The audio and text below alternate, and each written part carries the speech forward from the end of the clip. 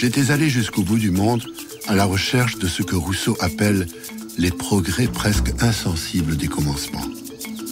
J'avais poursuivi ma quête d'un état qui, comme le dit Rousseau, n'existe plus, qui n'a peut-être point existé, qui probablement n'existera jamais et dont il est pourtant nécessaire d'avoir des notions justes pour bien juger notre état présent. J'avais cherché une société réduite à sa plus simple expression, celle des Nambikwara, l'était au point que j'y trouvais seulement des hommes. Si j'avais voulu étudier ma propre société, j'aurais été un spécialiste de sciences politiques ou de sociologie. Si je suis devenu ethnologue, c'est que d'autres sociétés m'intéressaient davantage que la mienne. Claude Lévi-Strauss, l'éminent ethnologue français, a vécu au Brésil entre 1935 et 1939, où il a mené ses recherches parmi les populations indigènes. Il a consigné ses mémoires dans son livre « Triste tropique ».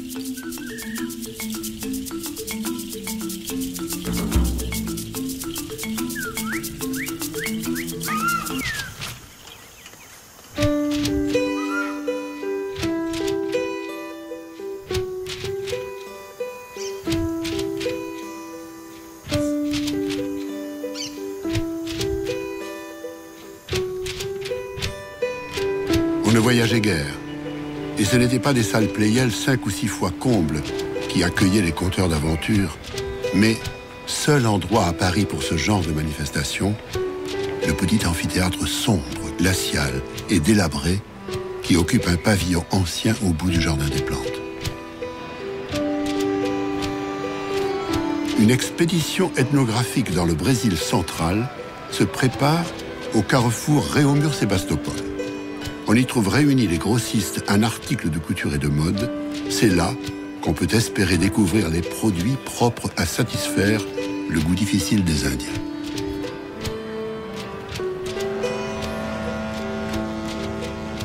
En 1935, Claude Lévi-Strauss arrive au Brésil avec un seul livre en poche, Histoire d'un voyage fait en la terre du Brésil, de Jean de Léry. La première description des Indiens brésiliens laissée par un Français au XVIe siècle. Lévi-Strauss a peut-être voulu retrouver un morceau de ce monde perdu. Avant de partir pour le Brésil, j'avais essayé de m'informer, de me documenter sur ce qui m'attendait.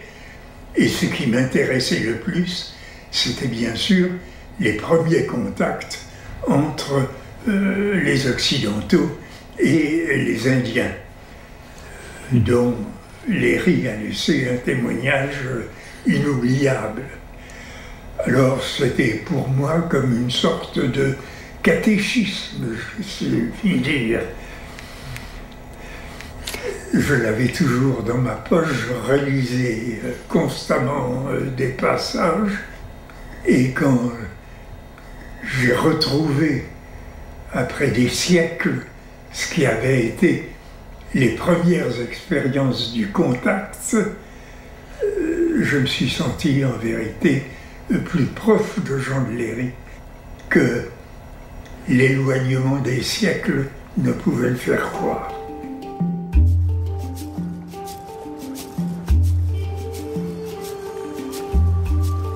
Le Brésil s'esquissait dans mon imagination comme des gerbes de palmiers contournés, dissimulant des architectures bizarres, le tout baigné dans une odeur, un parfum brûlé. Alors que le bateau pénètre lentement entre les îles, j'éprouve ici le premier choc des tropiques. Un chenal verdoyant nous enferme. En tendant la main, on pourrait presque saisir ces plantes. Quand j'ai vécu au Brésil entre 1935 et 1939, le Brésil était vraiment pétri de culture française. La meilleure preuve, c'est que les professeurs français de l'université de São Paulo faisaient leurs cours en français et tout le monde les comprenait. Alors, je ne prétends pas que ce soit encore comme ça maintenant. Mais qu'on se souvienne de l'intimité qui a régné entre la France et le Brésil et qui persistera, je me réjouis. Sao Paulo ne m'a jamais paru laide. C'était une ville sauvage, comme le sont toutes les villes américaines, alors indomptée. Construite à l'origine sur une terrasse en forme d'éperon, ce fut une simple réduction d'Indiens, centre missionnaire autour duquel les jésuites portugais s'efforcèrent, dès le XVIe siècle, de grouper les sauvages et de les initier aux vertus de la civilisation.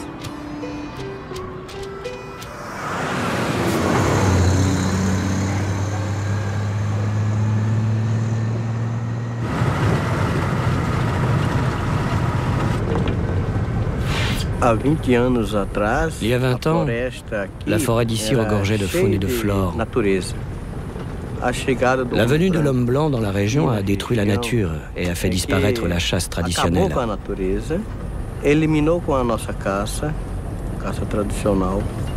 80% des terres autour du territoire d'Ambiquara sont des champs de soja. Les fruits et le gibier qui nous alimentaient ont disparu.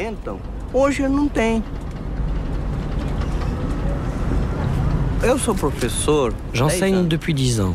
Je travaille avec des enfants et des adultes.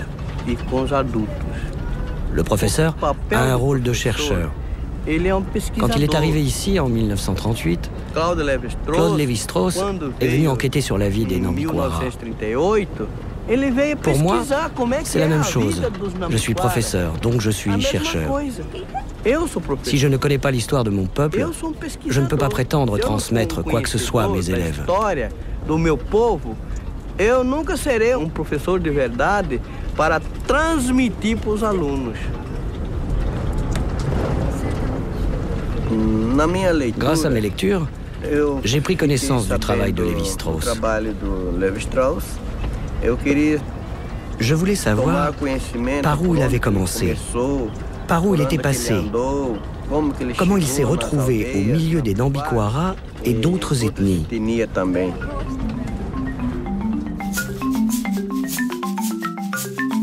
En 1936, Claude Lévi-Strauss conduit une première expédition au Brésil central, où il rencontre les Indiens Caduveo et Bororo.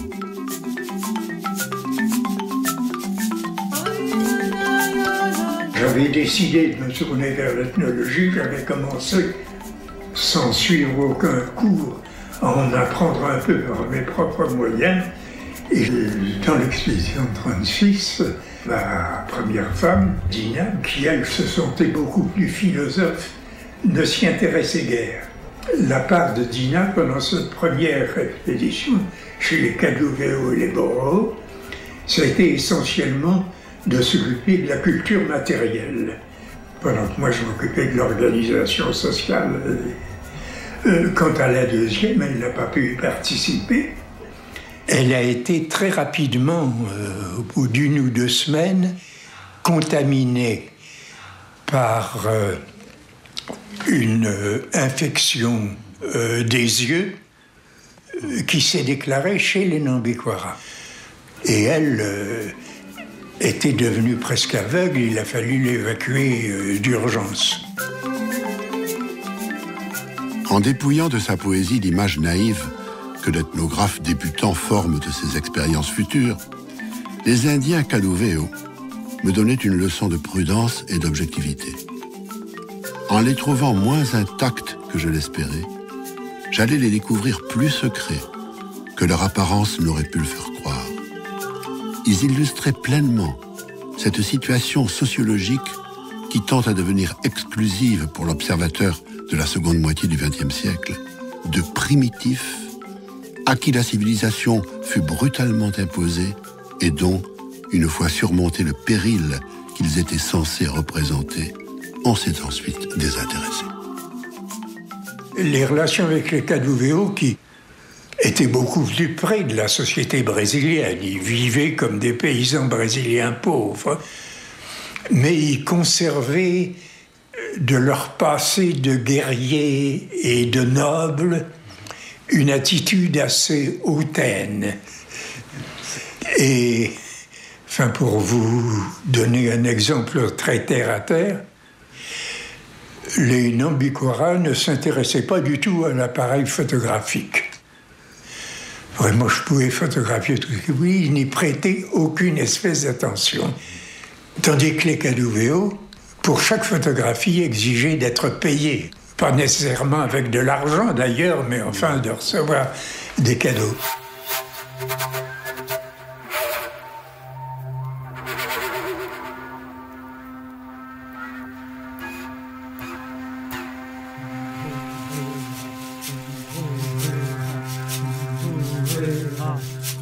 J'avais une petite caméra qui n'était pas numérique, bien sûr. Et 2 ou 3 fois, je l'ai fait tourner pendant quelques secondes ou quelques minutes.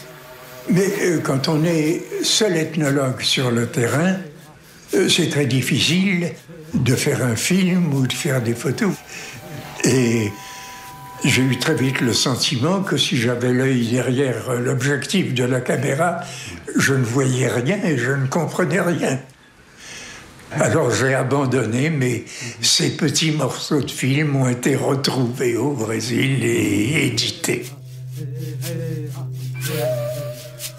Devant une société encore vivante et fidèle à sa tradition, le choc est si fort qu'il déconcerte. Dans cet écheveau aux 1000 couleurs, quel fil faut-il suivre d'abord et tenter de débrouiller? En évoquant les Bororo, qui furent ma première expérience de ce type, je retrouve les sentiments qui m'envahirent. Nous passions le jour à circuler de maison en maison, traçant avec des baguettes sur le sol de la clairière les lignes idéales délimitant les secteurs auxquels s'attachent des réseaux compliqués de privilèges, de traditions, de grades hiérarchiques, de droits et d'obligations. Les Kaduveo et les Bororo constituent, à des titres divers, ce que, sans jeu de mots, on aimerait appeler des sociétés savantes. Les Nambikwara ramènent l'observateur à ce qu'il prendrait volontiers, mais à tort, pour une enfance de l'humanité.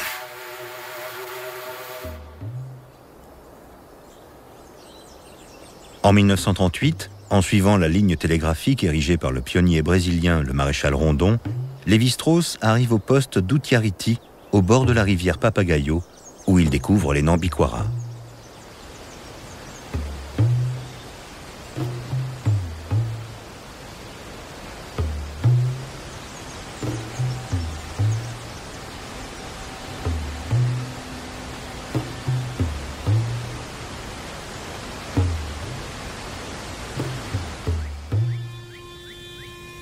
Qui vit sur la ligne Rondon se croirait volontiers dans la Lune.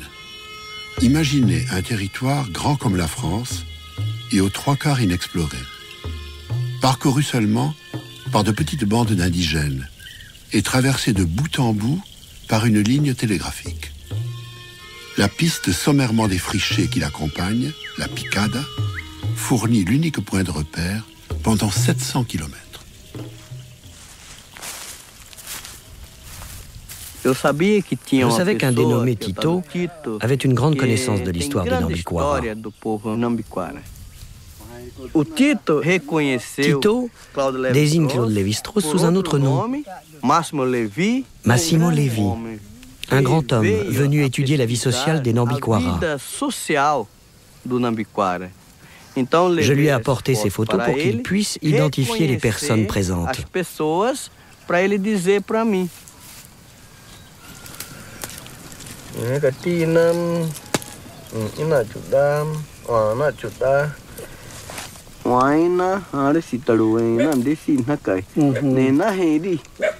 Je suis venu vous parler de votre enfance et de l'arrivée de l'homme blanc.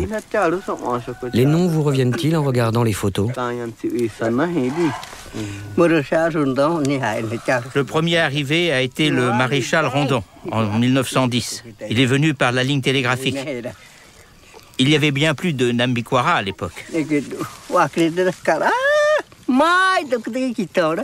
Beaucoup d'Indiens ont fui les Blancs à cause des maladies. Il n'y a que dans mon village que de nombreux enfants ont survécu.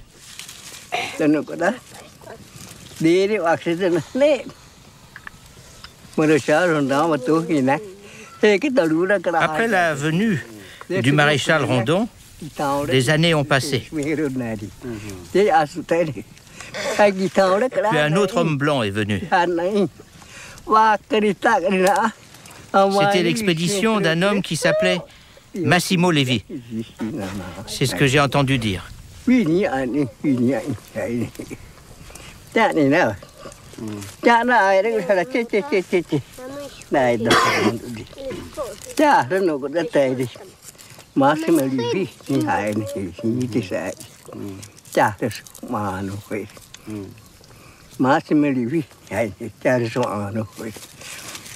a traversé la rivière et s'est installé à Outiariti. Chez nous, près des manguiers qui sont encore là. Ces manguiers, je les ai plantés de mes propres mains.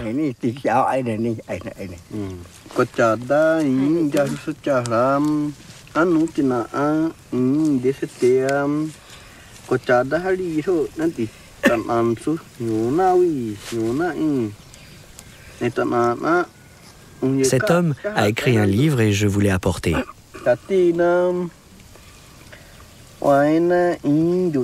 Pouvez-vous nous dire ce que vous voyez dans ces photos? Vous rappelez-vous s'il est arrivé en voiture?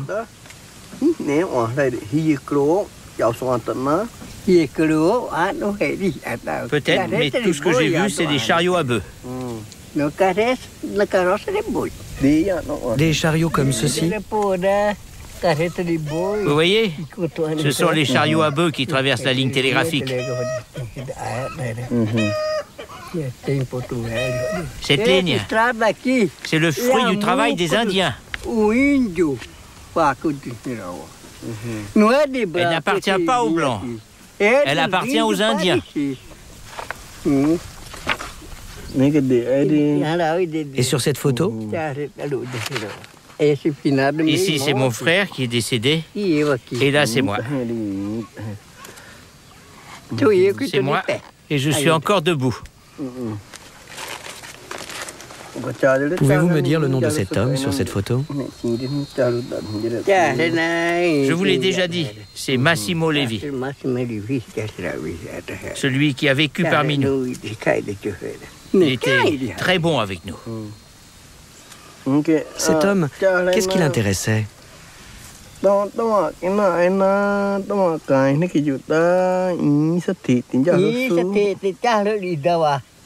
Il était intéressé par les produits que nous cultivions, mais aussi par nos armes et notre vannerie.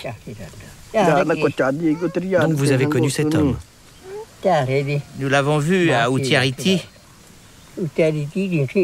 On m'a dit qu'il est encore vivant. Les Nambikwara avaient eu vent de mon arrivée et tout un groupe Nambikwara est venu à Outiariti, enfin je dirais pour me rencontrer, enfin, ou dans l'espoir de recevoir des cadeaux ou autre. Ce qui fait que pendant quelques semaines, à Outiariti, j'ai vécu avec un groupe indien. Et voici le Rio Papagayo, large d'une centaine de mètres, roulant à fleur de terre des eaux si claires que le lit rocheux est visible malgré sa profondeur. De l'autre côté, une douzaine de huttes de paille et de bicoques en torchis, le poste télégraphique d'Outiariti. On décharge le camion, on passe les provisions et les bagages sur le bac. Déjà, sur l'autre rive, nous apercevons deux corps nus, des Nambikwara.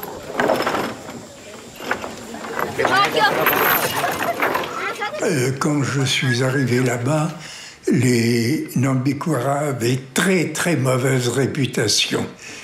Et il y avait eu 4 ou 5 ans auparavant même un grave incident avec des missionnaires. Et je me trouvais avec le groupe même qui avait été jugé responsable de ce qui s'était passé. Et j'ai eu constamment le sentiment de gens d'une gentillesse, d'une ouverture d'esprit, d'un franc désir de collaborer, enfin, qui m'a beaucoup touché.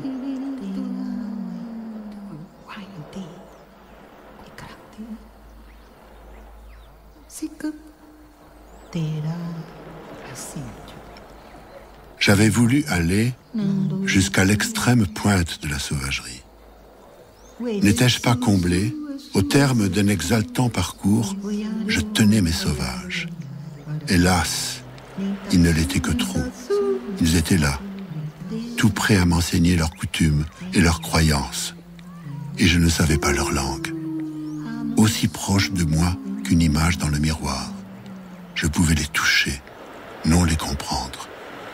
Je recevais du même coup ma récompense et mon châtiment.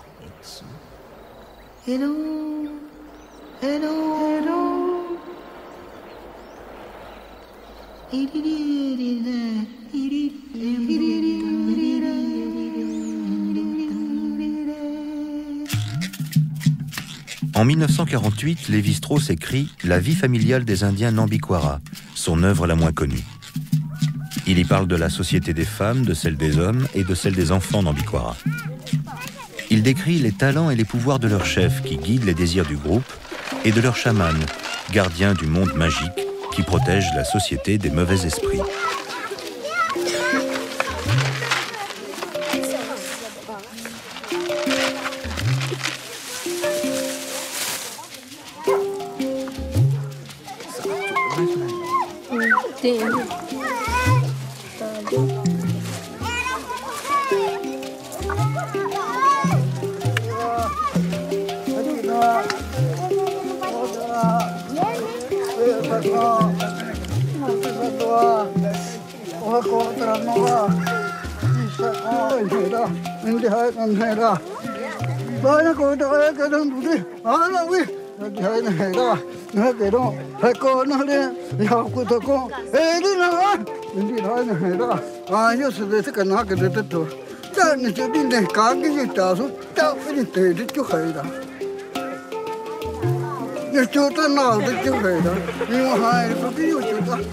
En plus de l'arc et des flèches, l'armement comprend une sorte d'épieu aplati dont l'usage semble magique autant que guerrier.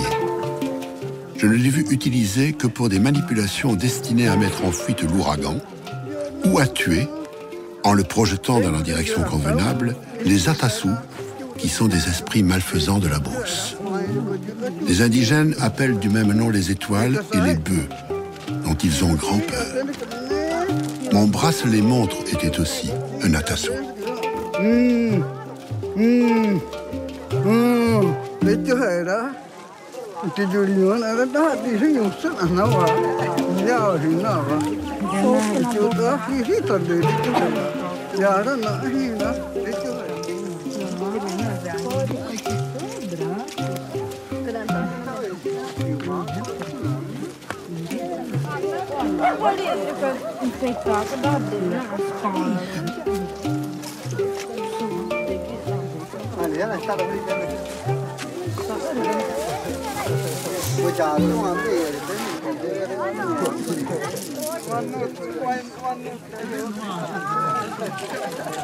Les femmes se pensent comme collectivité et le manifestent de plusieurs manières. Elles ne parlent pas de la même façon que les hommes. Cela est surtout vrai des jeunes femmes qui n'ont pas encore d'enfants. Tout cela contribue à créer, autour des femmes, à l'intérieur du groupe, une atmosphère spéciale, à la fois puérile, joyeuse, maniérée et provocante, à laquelle les hommes s'associent quand ils rentrent de la chasse ou des jardins. Les hommes restés au campement se consacrent à des travaux de vannerie, fabriquent des flèches et des instruments de musique et rendent parfois de petits services domestiques. L'accord règne généralement au sein des ménages.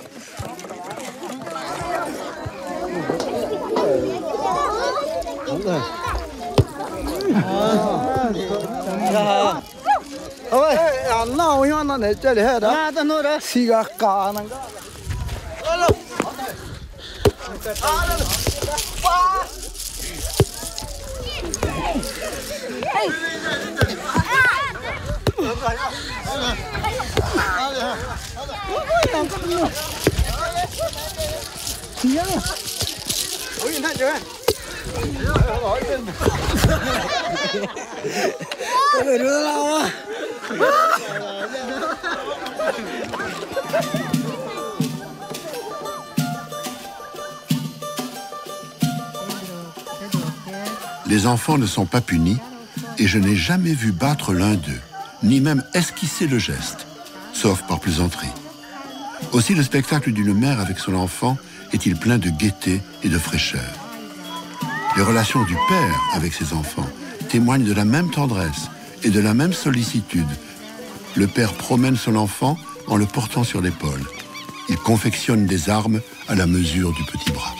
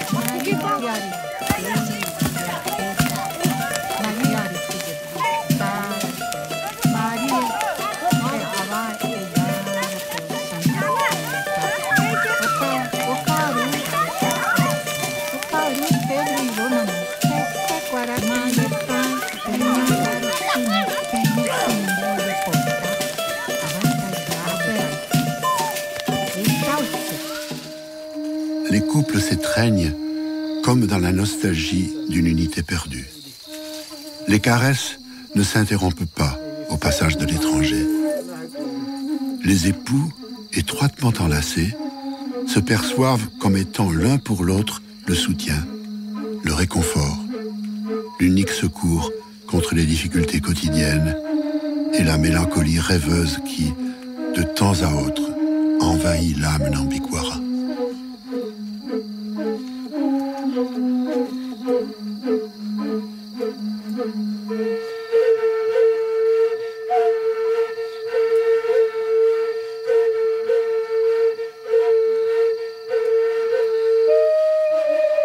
Pendant plusieurs mois, j'avais vécu chez les Nambikwara, couchant dans leur campement à côté d'eux. Je ne connaissais pas la langue. Eux-mêmes ne parlaient pas, ou pratiquement pas, sauf un ou deux individus qui savaient quelques mots portugais. Et nous nous sommes occupés pendant quelques semaines à fabriquer une sorte de jargon qui était fait de moitié de portugais et de moitié de nambikwara. Ça ne permettait pas d'aller très profondément.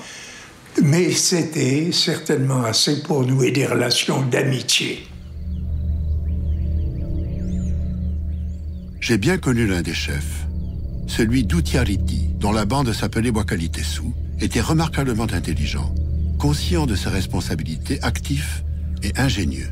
Il anticipait les conséquences d'une situation nouvelle, dressait un itinéraire spécialement adapté à mes besoins, le décrivait, le cas échéant, en traçant sur le sable une carte géographique. C'est un précieux informateur, c'est un organisateur de valeurs, seul responsable des destinées de son groupe, qu'il conduit avec compétence. Ça, c'est mon père.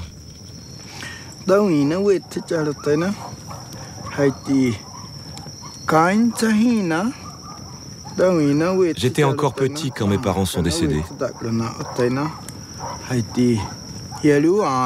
Donc je ne sais pas vraiment comment ils vivaient. Mais j'ai demandé aux gens ce qu'avait fait mon père quand il était chef.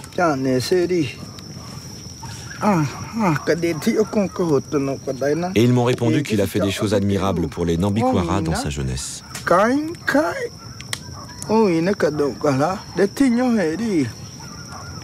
C'était sa décision d'établir le contact avec les Blancs et de cesser de leur faire la guerre. Je pense que ça doit être vrai puisque tout le monde le dit. Et qui sont ces personnes? Je ne connais pas ces gens-là. Mais cet homme ici est certainement mon père.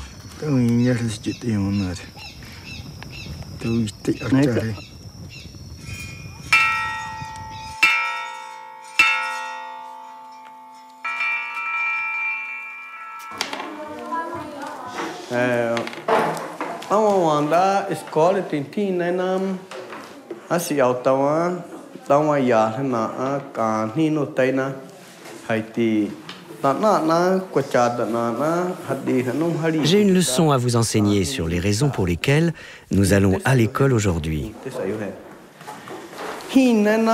Nos ancêtres n'avaient pas les livres de l'homme blanc. Maintenant, il est de notre intérêt d'aller à l'école. Mais si nous n'apprenons que la langue de l'homme blanc, sa culture deviendra inévitablement la nôtre.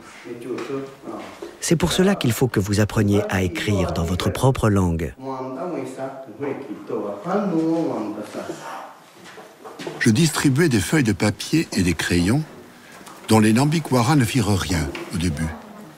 Puis, un jour, je les vis tous occupés à tracer sur le papier des lignes horizontales ondulées. Ils cherchaient à faire de leurs crayons le même usage que moi. Pour la plupart, l'effort s'arrêtait là. Mais le chef de la bande voyait plus loin. Seul, sans doute, il avait compris la fonction de l'écriture. Le génie de leur chef, percevant d'un seul coup le secours que l'écriture pouvait apporter à son pouvoir, et atteignant ainsi le fondement de l'institution sans en posséder l'usage, inspirait cependant l'admiration. D'abord, ce qu'il y avait de très étonnant chez lui, c'est qu'il avait compris ce que c'était que l'écriture. Et quand nous travaillions ensemble à Utiariti, que je lui posais des questions, enfin, j'écrivais sur mon carnet, bien sûr, et lui-même m'avait demandé un carnet, et il faisait semblant d'écrire lui aussi.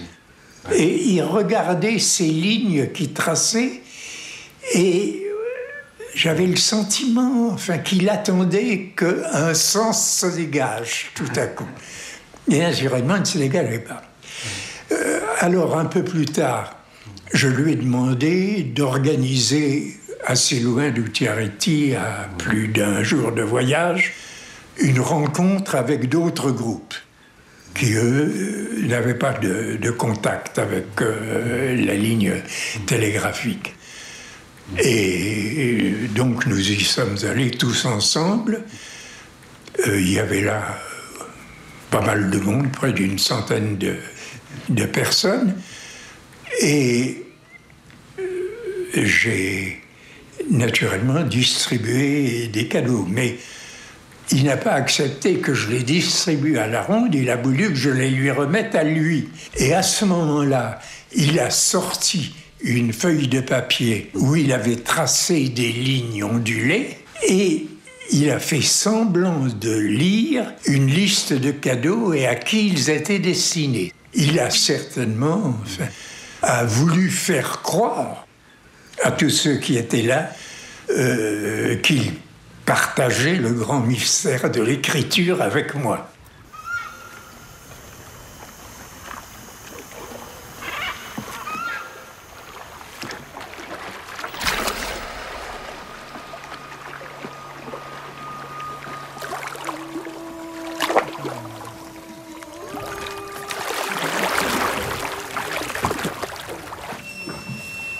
Moins qu'un parcours, l'exploration est une fouille.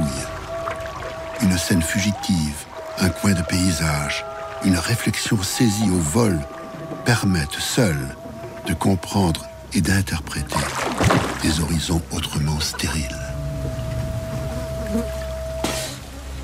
En 1955, Triste Tropique inaugure une nouvelle façon d'écrire l'ethnologie. à la fois témoignage poétique et philosophique. Les plus belles pages de cet ouvrage sont dédiées aux Nambikwara et à leur conception de la liberté, de l'amour et de la tendresse humaine.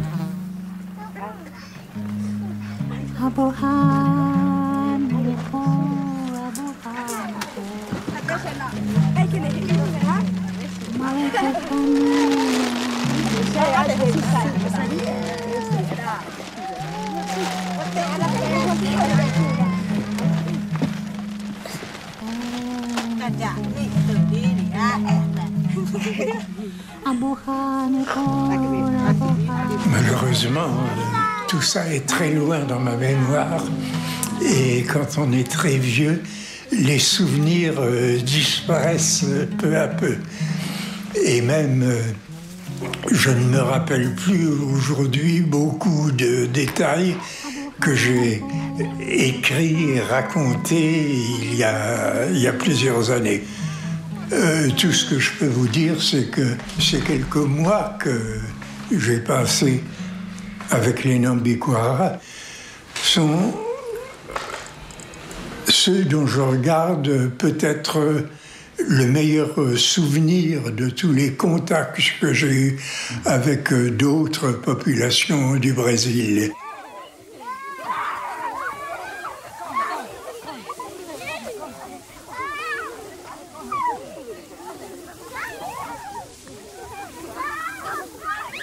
Cette Indienne veut-elle me vendre ce pot? Certes, elle veut bien. Malheureusement, il ne lui appartient pas. À qui alors? Silence. À son mari? Non. À son frère? Non plus. À son fils? Pas davantage. Il est à la petite fille. La petite fille possède inévitablement tous les objets que nous voulons acheter. Nous la considérons, elle a 3 ou 4 ans, accroupie près du feu, absorbée par la bague que tout à l'heure j'ai passée à son doigt. Et ce sont alors, avec la demoiselle, de longues négociations où les parents ne prennent aucune part.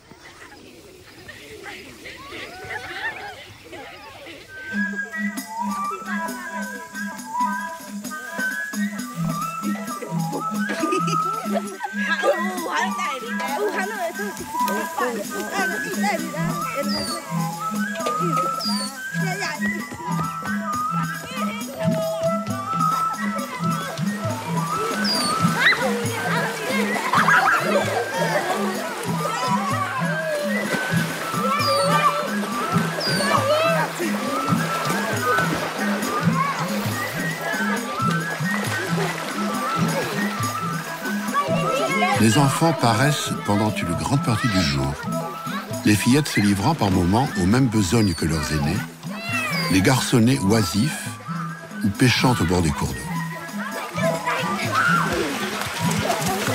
En outre, les jeunes femmes aiment la société des enfants et des adolescents, jouent et plaisantent avec eux. Et ce sont les femmes qui prennent soin des animaux, de cette façon humaine propre à certains Indiens sud-américains. En voyage, et sauf les animaux capables de marcher, toute la ménagerie est embarquée avec les autres bagages. Les singes, cramponnés à la chevelure des femmes, les coiffent d'un gracieux casque vivant, prolongé par la queue enroulée autour du cou de la porteuse.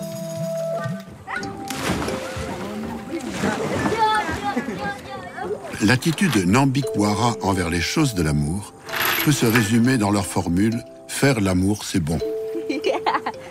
Au cours des jeux amoureux auxquels les couples se livrent si volontiers et si publiquement, et qui sont souvent audacieux, je n'ai jamais noté un début d'érection. Le plaisir recherché paraît moins d'ordre physique que ludique et sentimental. Une atmosphère érotique imprègne la vie quotidienne. Les affaires amoureuses retiennent au plus haut point l'intérêt et la curiosité indigène.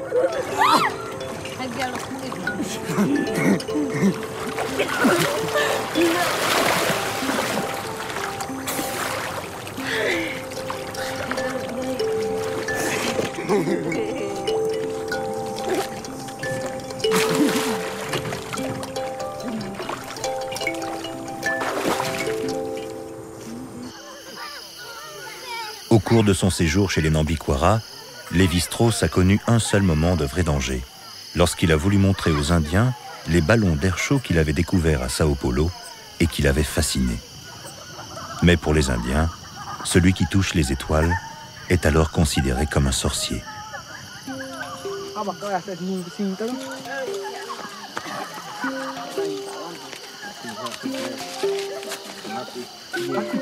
J'avais emporté dans mes bagages quelques-uns de ces grands ballons multicolores en papier de soie qu'on emplit d'air chaud en suspendant à leur base une petite torche et qu'on lance par centaines au Brésil à l'occasion de la fête de la Saint-Jean. L'idée malencontreuse me vint un soir d'en offrir un spectacle aux indigènes. Un premier ballon qui prit feu au sol suscita une vive hilarité, comme si le public avait eu la moindre notion de ce qui aurait dû se produire. Au contraire, le second réussit trop bien. Il s'éleva rapidement, monta si haut que sa flamme se confondit avec les étoiles, erra longtemps au-dessus de nous et disparut. Mais la gaieté du début avait fait place à d'autres sentiments. Pendant les fêtes populaires à São Paulo, j'avais vu ces ballons et c'était une idée qui m'avait passé par la tête d'en emporter quelques-uns pour amuser les Indiens. Et évidemment, je ne me doutais pas qu'ils en seraient terrifiés. À ce moment-là, un vrai climat de terreur est apparu dans le groupe avec lequel j'étais campé. Et j'entendais partout dire « Atasu, Atasu », qui était le mot qui désignait les esprits malfaisants. Et à ce moment-là, probablement, ça aurait pu très mal tourner. Les hommes regardaient avec attention et hostilité, et les femmes, tête enfouie entre les bras et blotties l'une contre l'autre, étaient terrifiées. Le lendemain matin, une délégation d'hommes se rendit auprès de moi, exigeant d'inspecter la provision de ballons afin de voir s'il ne se trouvait pas du non-dé pour la sorcellerie.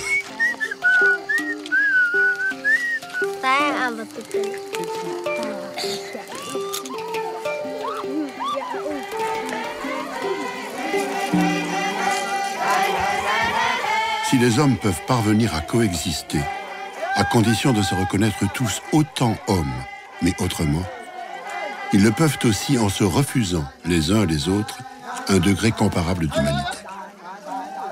Avec l'Amérique indienne, je chéris le reflet fugitif même là-bas, d'une ère où l'espèce était à la mesure de son univers et où persistait un rapport adéquat entre l'exercice de la liberté et ses signes.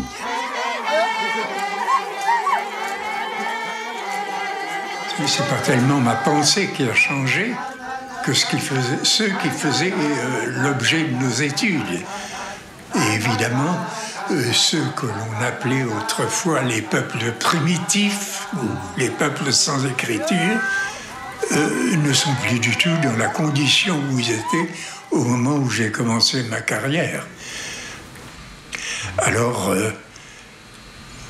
l'anthropologie que j'ai apprise, celle que j'ai pratiquée à mes débuts, évidemment ne pourra plus être la même dans un délai assez court.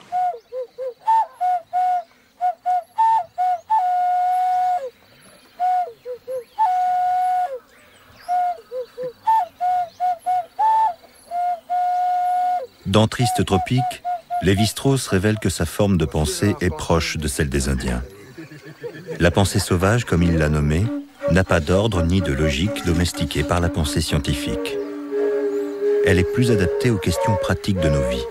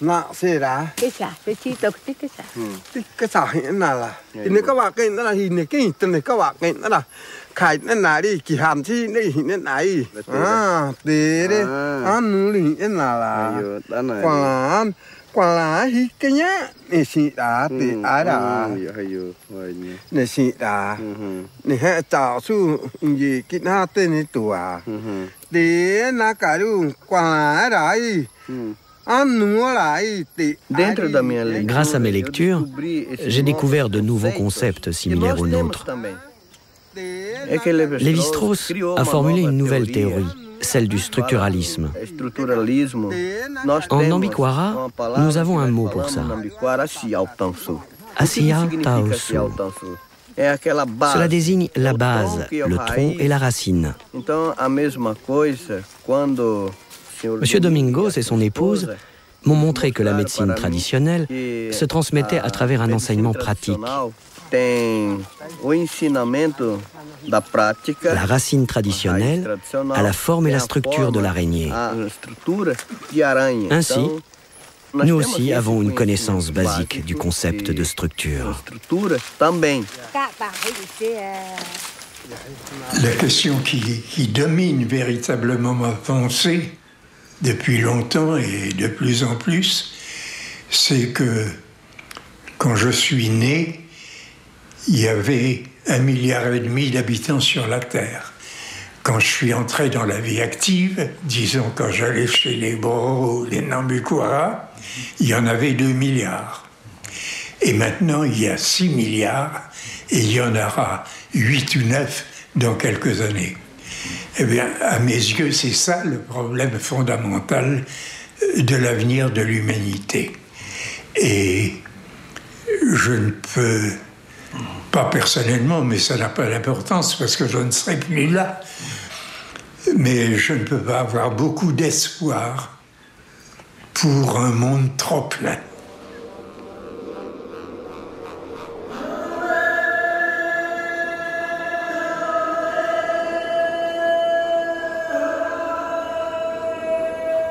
Les autres sociétés ne sont peut-être pas meilleures que la nôtre. Même si nous sommes enclins à le croire, nous n'avons à notre disposition aucune méthode pour le prouver. À les mieux connaître, nous gagnons pourtant un moyen de nous détacher de la nôtre. Non point que celle-ci soit absolument ou seule mauvaise, mais parce que c'est la seule dont nous devrions nous affranchir.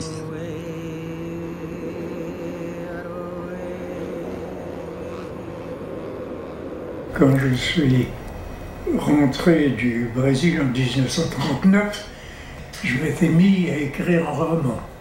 Ce roman s'appelait Triste Tropique. Je crois que j'ai écrit une 30aine de pages et ça m'a convaincu que je n'étais pas fait pour ce genre de littérature et j'ai tout abandonné.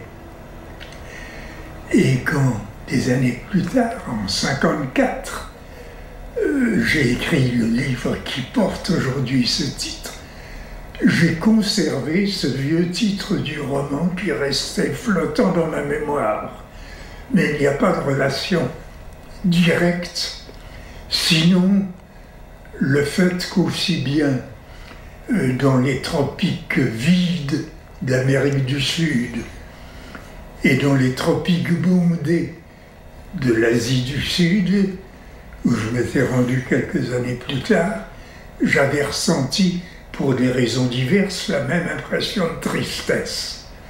Alors, le titre se trouvait en quelque sorte justifié rétrospectivement, mais sans qu'il y ait un véritable lien historique.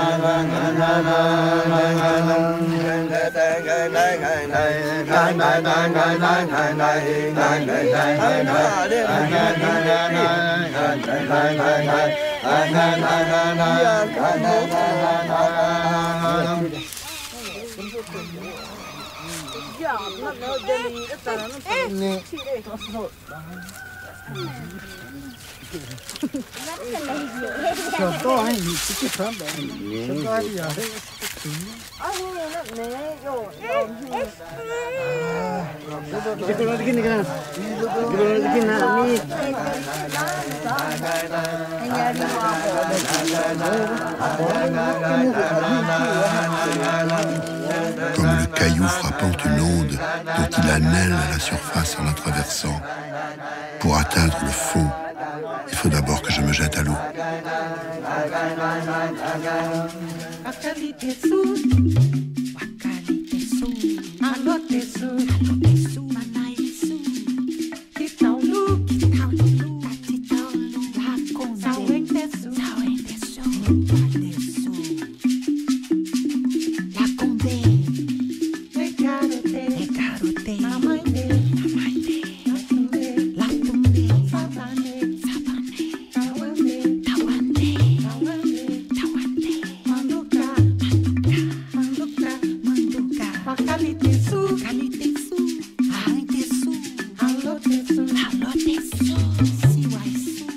Alô,